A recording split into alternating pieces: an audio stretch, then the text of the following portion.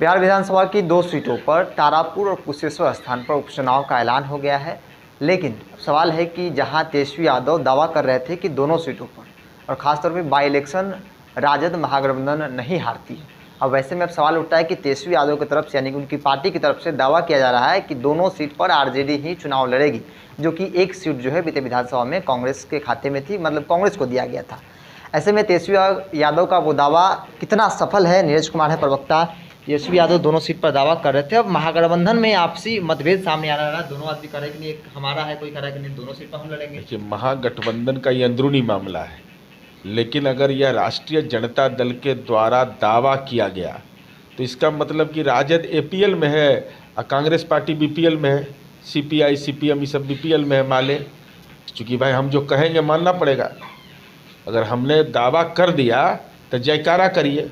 अब वो जाने वो घटक दल में आत्मसम्मान है या नहीं, अखिल भारतीय पार्टी होने का दावा है और एक क्षेत्रीय पार्टी जिन पर भी आरोपित नेता हो उनका यशोगान करना उनकी मजबूरी है या नहीं है, वो जाने।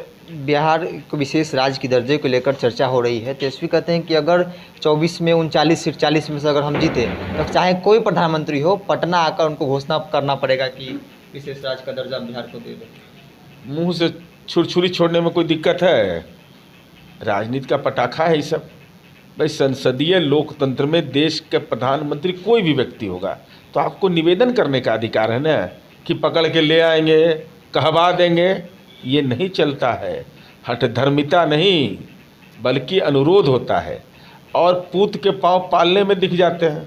तो तेजस्वी यादव आपको तो मौका मिला 2019 में, ऐसा शानदार और जानदार नेतृत्व किए कि अपने पिता की राजनीतिक विरासत का कि लोकसभा में शून्य बटा सन्नाटा, बोहनीय पर आफत हो गया। तो आपको लोकसभा नहीं धारता है, क्योंकि आपसे जब से नेतृत्व किए तब से गड़बड़ा जाता है वो। तो स्वाभाविक है मुंह से बोलने में कोई दिक्कत है? मुंह से बोलने में तो किसी को कोई परेशानी, कोई भी दावा कुछ भी कर सकता है, क्योंकि कर्म के आधार पर फल मिलता है। तो आपके कर्म के आधार पर आपको राजनीतिक फल प्राप्त नहीं हुआ तो यही से भविष्यवक्ता ही बने रहेंगे। इसे कैसे कुर्ता बंडी सिला करके कहे कि मुख्यमंत्री बनेंगे, अब पता चला कि दुर्घटना के शिकार हो गए, विपक्ष के नेता के रूप में चिन्हित हो गए। विधान परिषद में तो खैर मगर विरोधी दल की मान्यता मिलने का भी होगा तो हम ही लोग के मैंने एक सहमति के बिंदु पर मिल जाए तो इसे मिलने की पात्रता भी नहीं रह गई है। शुरू से नीतीश कुमार विशेष राज्य की दर्जा की मांग करते रहे हैं। बीते दिन वरिष्ठ मंत्री आपके कोटे से उन्होंने कहा कि थक गए हैं मांगते मांगते।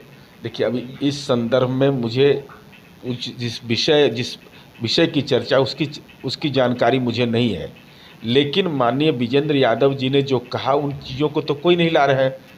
उन्होंने जो कल प्रेस कॉन्फ्रेंस में क्या कहा है कि सतत विकास लक्ष्य 2030 का एजेंडा जो विधानसभा में सहमति बनी, उन्होंने कहा कि बिहार में तीव्र रूप से विकासशील राज्य है और जो विकासशील राज्य है, जो पिछड़े हैं, उनको विशेष सहायता मिलनी चाहिए विकासशील राज्यों के लिए। और हम तो तीव्र विकासशील राज्य है, हमने अपनी पात्रता सिद्ध की है, काम के मामले में इसका एहसास बिहार के लोगों को है।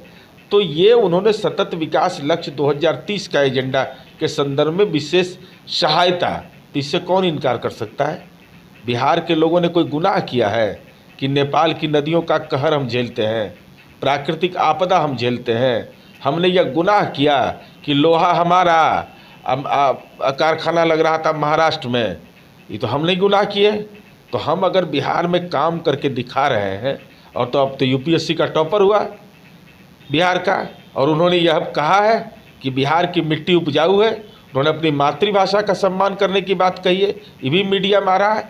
तो अब भी अगर बिहारी अस्मिता लोगों को नहीं जागता है, राजनीतिक दुर्भावना है, तो उनको मुबारक। हम जो बिहार के विकास के लिए प्रतिबद्ध हैं उस काम को करते रहेंगे।